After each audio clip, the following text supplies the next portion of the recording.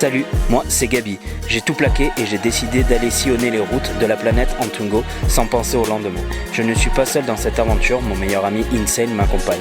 Je suis à la recherche de réponses au fond de moi et je préfère les trouver face à la nature où le vent me portera. Je vis, je vogue au gré de mes envies.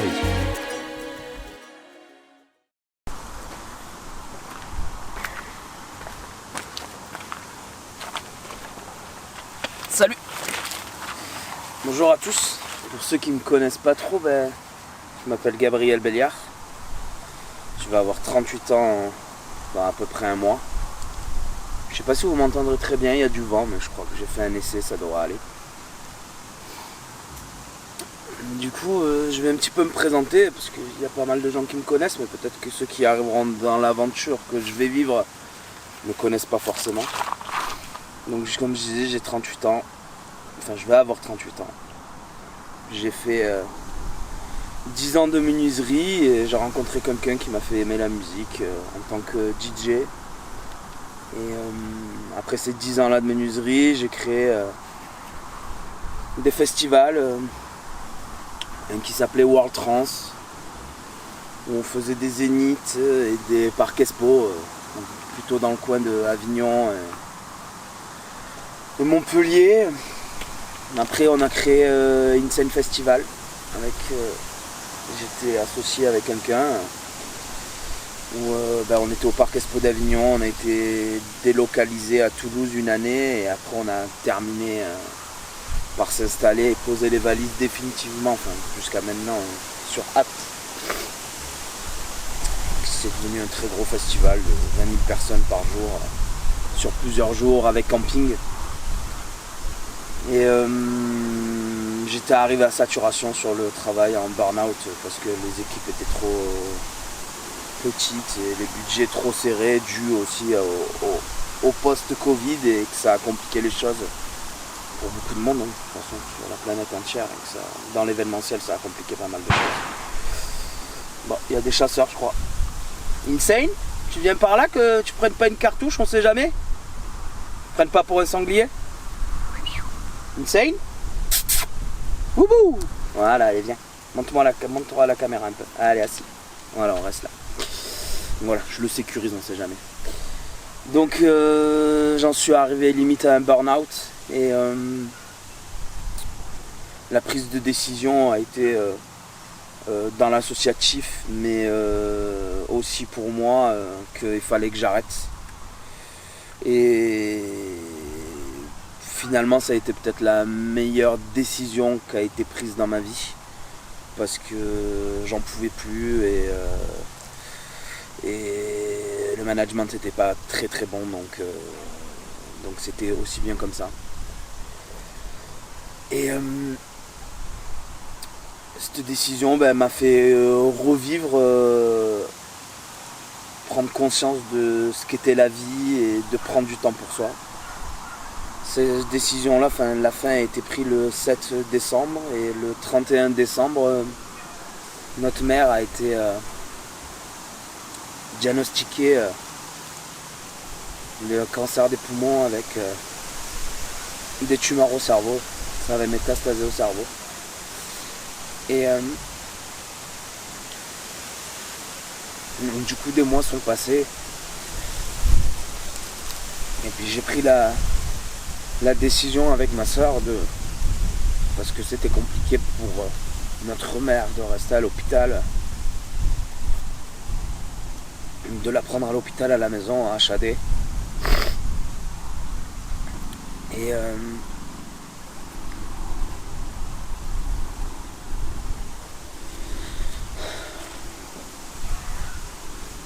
elle est arrivée mi-juillet à la maison et le 22 juillet, elle est décédée.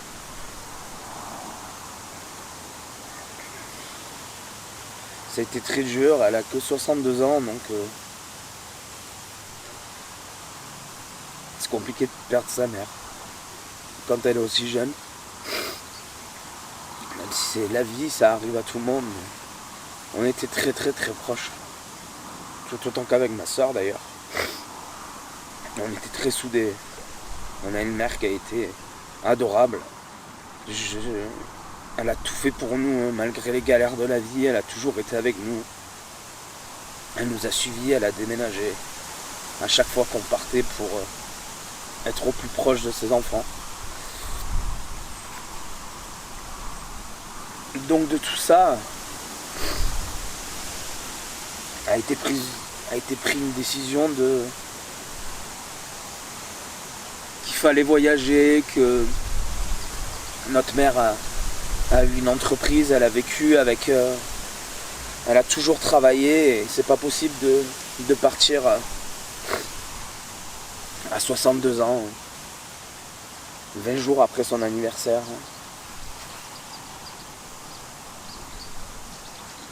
Et elle nous demandait, quand elle était alitée à la maison, de voir une dernière fois la mer Méditerranée. Ce qu'on n'a pas pu faire puisqu'elle était... C'était impossible de la déplacer. Elle était sondée, c'était compliqué. Donc du coup, de tout ça en est arrivé que, entre le travail où je travaillais énormément, j'avais plus trop de vie sociale à cause de tout ça, parce que le moral n'allait pas et que le travail était intense. Et que notre mère a vécu tout ça et était pris la décision de partir en voyage autour du monde et de vivre des choses, des expériences. De rencontrer des gens. Et surtout de descendre toute la mer Méditerranée pour qu'elle puisse la voir à travers mes yeux. Descendre un petit peu de ses cendres aussi. Et de la déposer en Grèce. Au plus bas où je pourrais aller à la mer Méditerranée. Donc voilà le voyage. Au départ, le voyage devait partir à pied. Ça aurait été plus intense, mais 15 km par 15 km tous les jours. Seulement, ben voilà, je pars avec mon chien. Il s'appelle Insane comme le festival, puisqu'il a été abandonné dessus. Et je l'ai adopté après cet abandon-là, et ça fait bientôt 5 ans qu'on est ensemble. Ça fait 5 ans même.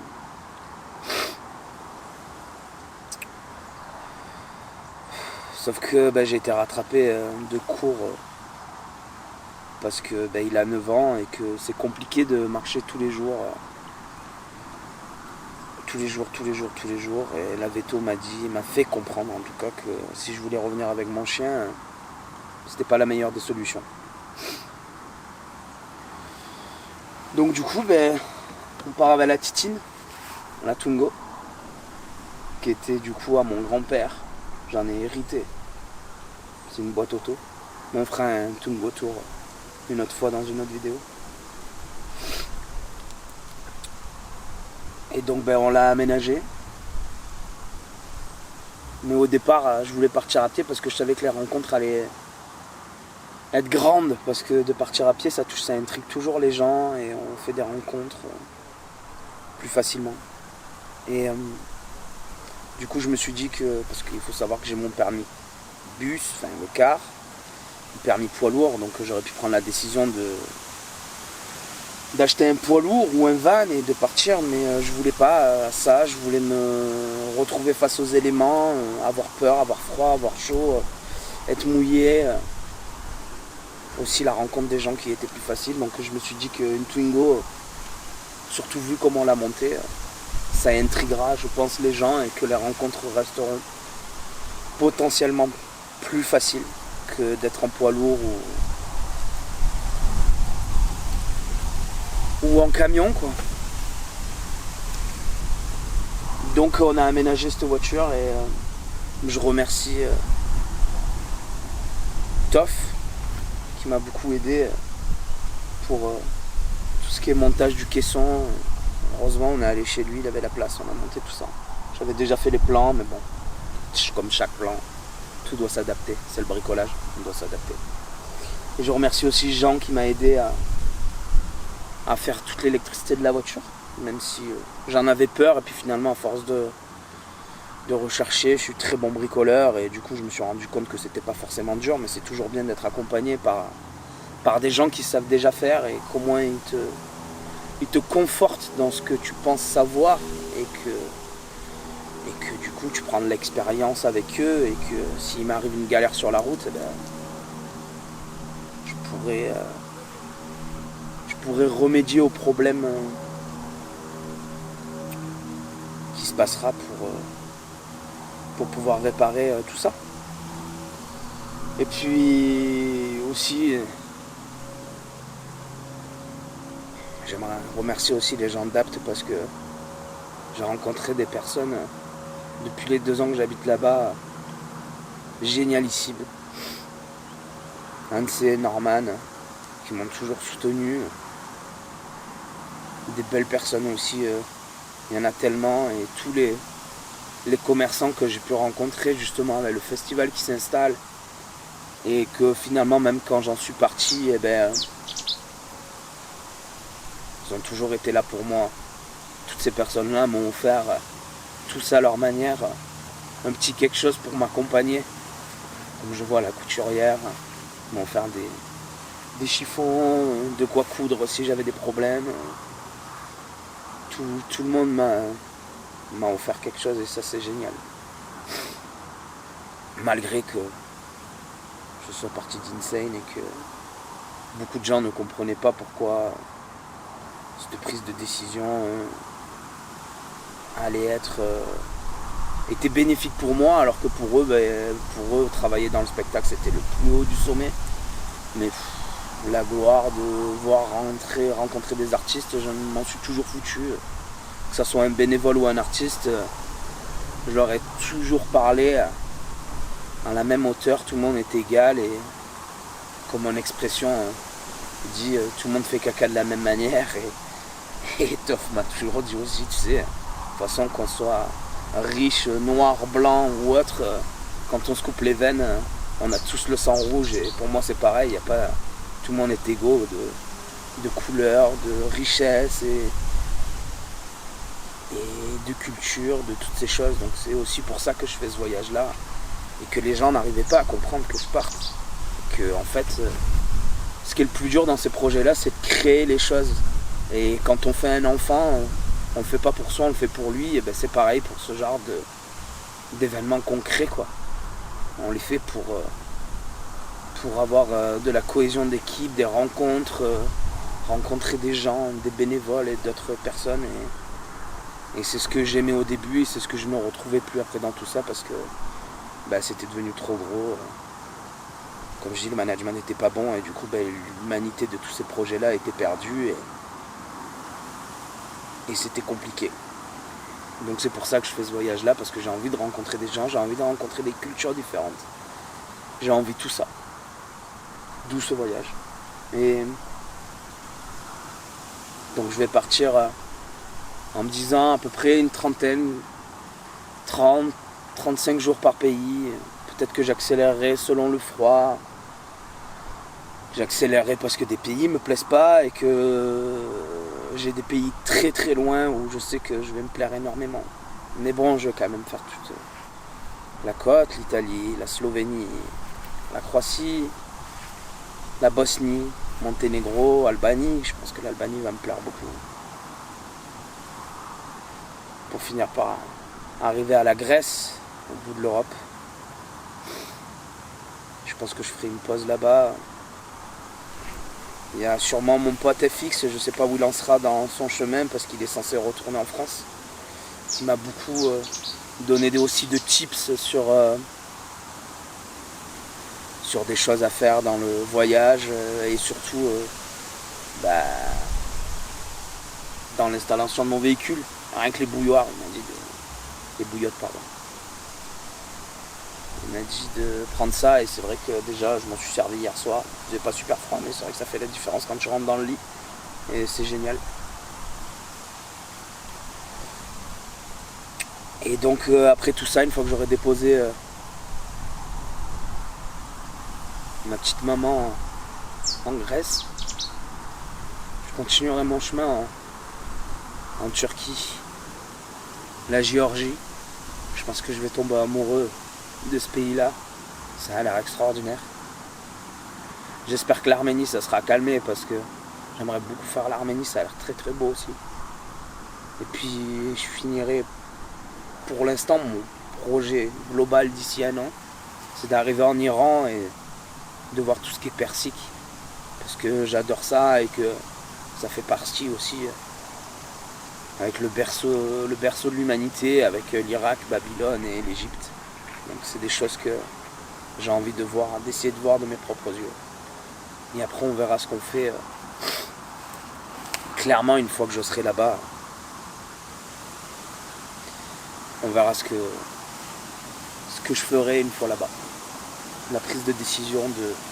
Est-ce qu'on vend la voiture parce qu'elle ne pourra plus avancer aussi bien dans les prochains pays, on achètera un 4x4 pour continuer à avancer. Ou on rentrera en France et on verra ce qu'il en sera. Voilà. Après, je vais poser les choses sur YouTube. Mon délire, ce sera pas d'être complètement youtubeur, mais de kiffer la live, de partager les moments pour mes potes, pour ceux qui me suivront. Pas la van live parce que forcément c'est pas un van, mais on aura un peu l'idée de tout ça. Aller voir des villes, même si j'ai pas trop forcément envie d'aller dans les villes, beaucoup de nature, du trek, de l'art, parce que j'aime toujours autant l'art. Dans Space Invaders, et je vais aller chasser ce que je peux dans ce que je trouverai sur mon chemin.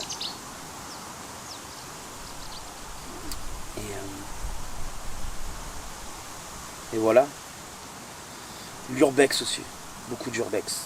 Il me tarde d'arriver dans les pays bien de l'Est parce qu'il y a beaucoup de choses qui ont été abandonnées par l'ex-URSS et il y a des choses qui sont complètement folles. Voilà. Et on fera un petit tour du Twingo Tour parce que finalement on a rentré beaucoup de choses dans une petite voiture. Bonjour. Il y a la cuisine, il y a les toilettes, les douches. Un joli lit en 140-220. C'est quand même assez hallucinant tout ce qu'on a pu rentrer là-dedans. Je vous montrerai aussi mon matos vidéo que je me suis pris. Je me suis pris un petit drone pour faire des jolis plans de vue. Quitte à être en voiture et faire kiffer le voyage, autant le faire bien. À pied, ça aurait été plus compliqué. Puis je me suis acheté un handpan, donc il y aura peut-être des vidéos aussi de musique. Plus en story, je pense. Et je sais pas du tout jouer du handpan, mais on va essayer. On va kiffer la life en fait. On va essayer des choses et sortir de nos zones de confort. Et apprendre plein de choses de la vie. Et prendre des tartes.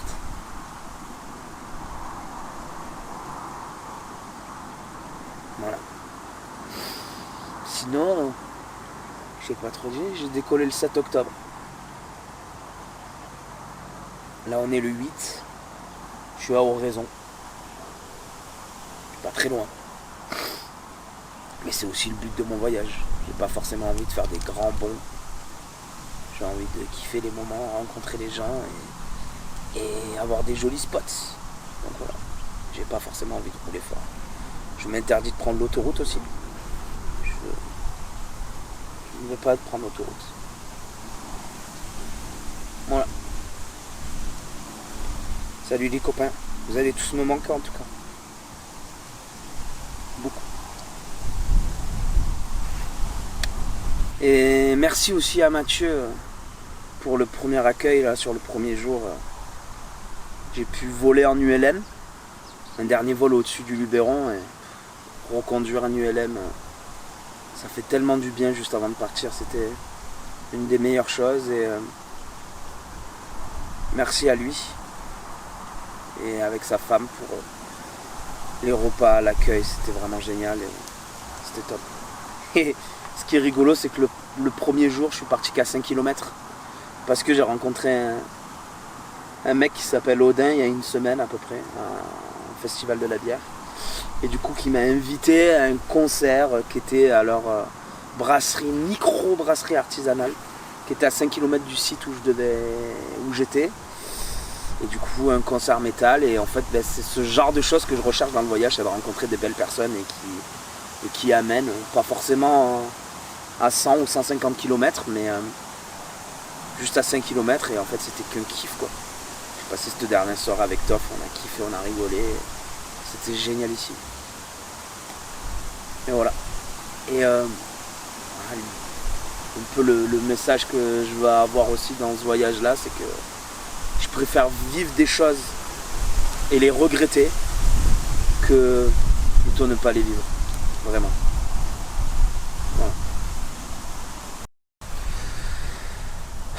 Et à toi, ma petite sœur, que j'aime plus que tout. Je sais que c'est pas facile pour toi en ce moment et que c'est compliqué.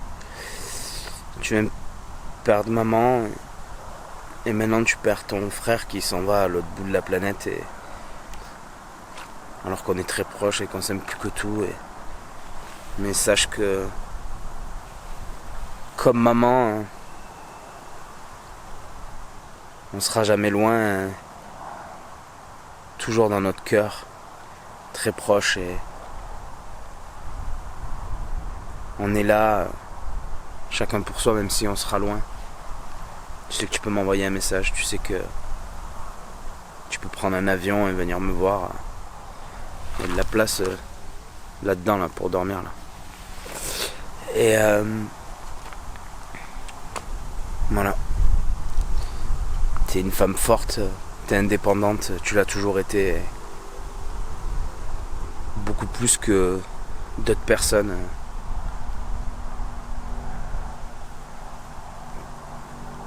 Quand je dis indépendante pour les gens, c'est pas indépendante dans sa vie, c'est indépendante dans la vie de tous les jours. Elle essaie d'être le plus autonome possible et d'être ce qu'on appelle les reclus de la société pour les gens. Donc